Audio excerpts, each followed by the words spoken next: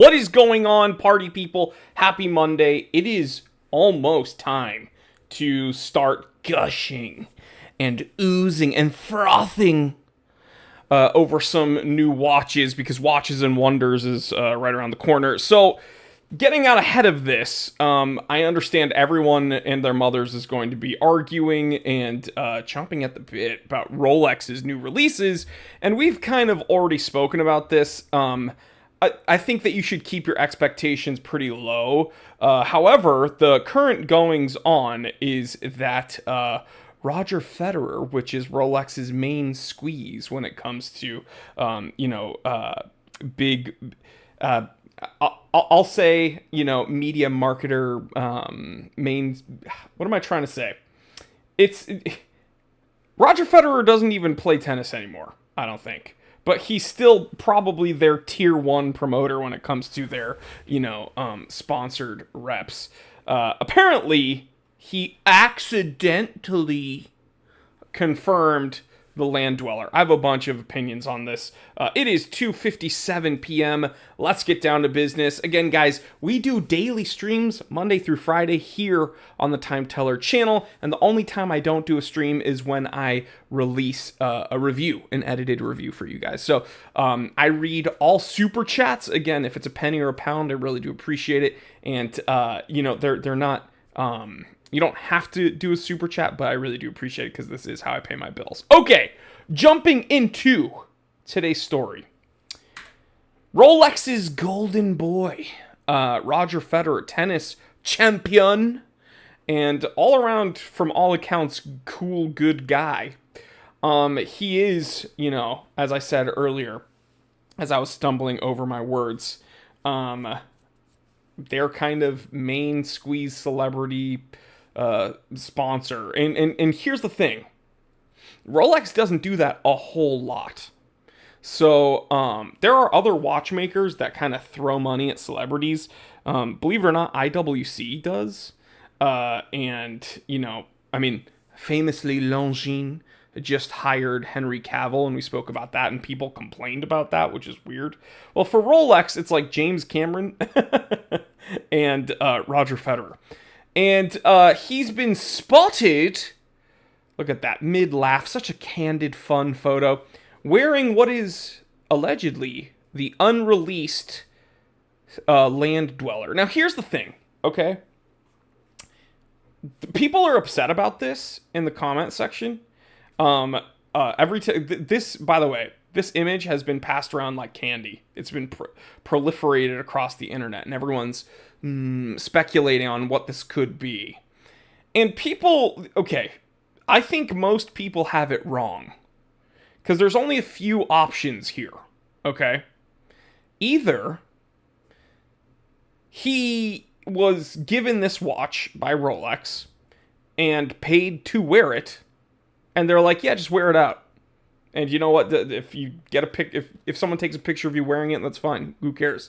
It'll cause a stir. So that was planned. Or he's just wearing a Tudor Royale. And I know people don't want that. People don't want that to be true. But here's the thing. I hate everyone in this comment section here. Shout out I effing love watches Instagram account. But everyone here in the comment section is saying like, oh, the Tissot Rolex collaboration. Oh, it's the new Rolex PRX. I love an overpriced PRX. And it's like, guys, you're totally missing the point. What you should be complaining about is that if Rolex releases this, it's just a Tudor Royale. Like the Tudor Royale is right here, right? It's literally the same watch. Now, here's what I will say. On his wrist here, and Federer isn't like a big dude, right? So on his wrist, it actually looks pretty thin. So if they make this watch the Land Dweller, if it is in fact a Land Dweller, and they make this watch so that it has a more streamlined, kind of thin, flat case profile, so that it's something more comfortable to wear day to day, then I think that that's actually pretty cool. But if it's literally just a reissue of essentially an oyster quartz, which is what they essentially did with the Tudor Royale, just with an automatic chronometer movement, then it's not that interesting, right? Because the Sea Dweller, what does that have? A huge water resistance rating. The Sky Dweller, what does that have? Has a really interesting complication for pilots with a fluted bezel that actuates the complication. Land Dweller, what does this do? Well, I guess we should wait and see. However, I will give it credit. If it is, in fact, very, very thin, then I think that that's a really cool thing. But I don't know really what makes it a Land Dweller. Shout out James Blonde. James Blonde. 1530 Revival, you becks. Well, here's the thing. Yeah, this is literally a watch with... If that render is what we are looking at, Rolex has released watches with literally this case and bracelet. Okay? That, like, it's not something we haven't seen before. What I will say, though, is if this is, in fact, as thin as it looks on Roger Federer's wrist, then I think that it's cool. I don't understand the name yet, Land Dweller, unless they're saying this is for people who spend all their time on land in the office and they just need something day to day, so we're going to make it very thin, then I'd be like, okay, that's cool, that's interesting. But I think people here saying, oh, it's the Tissot Rolex, it's the Rolex PRX. Dude, no, it's literally like Tudor already did this. It's a Tudor Royale, dude. It's Rolex just dropped a video. It's real. Yeah. So what is the let's see. What's the complication? Like, let's see. Is it on Rolex's Insta?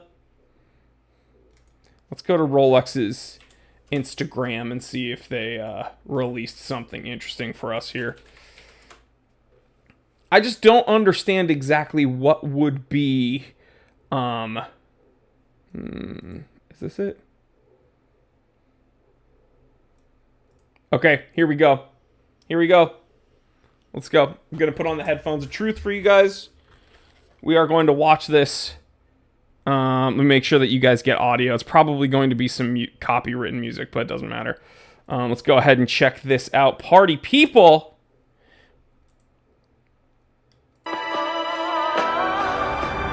Display case back. Looks good. Display. Dang, silica escapement.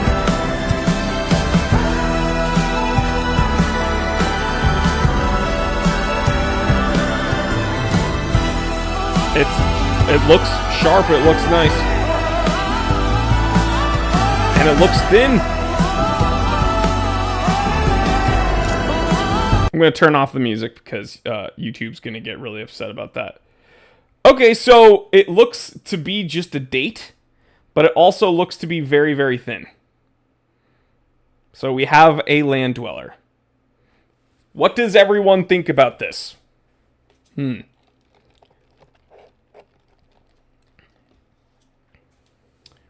Explorer 1, Oyster Quartz, and Tissot had a three-way. The Explorer 1 has nothing to do with this, by the way. And it's not a Tissot at all. It's so frustrating that people see this and immediately think PRX when there's literally a watch within the Rolex family from Tudor that looks exactly like this. Oh yeah, you're not going to be able to get one of these, by the way. Jean Cartier says it'll probably cost you $20,000 plus. Yeah, you're not going to be able to get one. But without having held one, it does look thinner than the Tudor Royale, which actually is kind of a big boy, I'm going to be honest. So, I don't know how we feel about this. Let's see, Okay. I Oh, that kind of green looked good. They're not giving their 1900s a complication though. Why not? I actually do like that color. Those two colors look good. All right, so they're not giving these a new complication or anything. That was the one thing that the Cellini line had. Whoa, that's wild. This is hideous. That is the ugliest. That is terrible. That is absolutely terrible. Okay. So left hand GMT. Yeah, that like weird spackle dial, tiger dial, whatever you want to call it. Um that looked very cool. It's not something I would ever wear though. Not something I would ever wear. Okay. Eh. I mean, this is what everybody. I think that it was a misstep, not giving the. Um,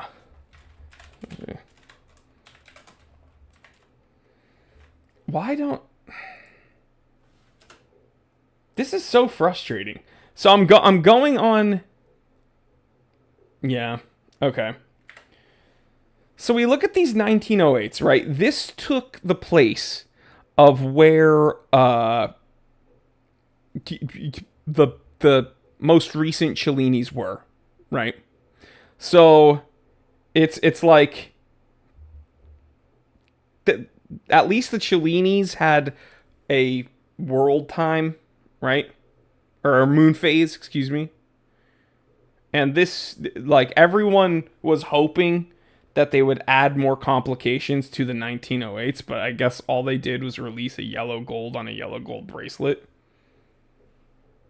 That's kind of really disappointing. So, I don't know. But, okay, Land Dweller's real.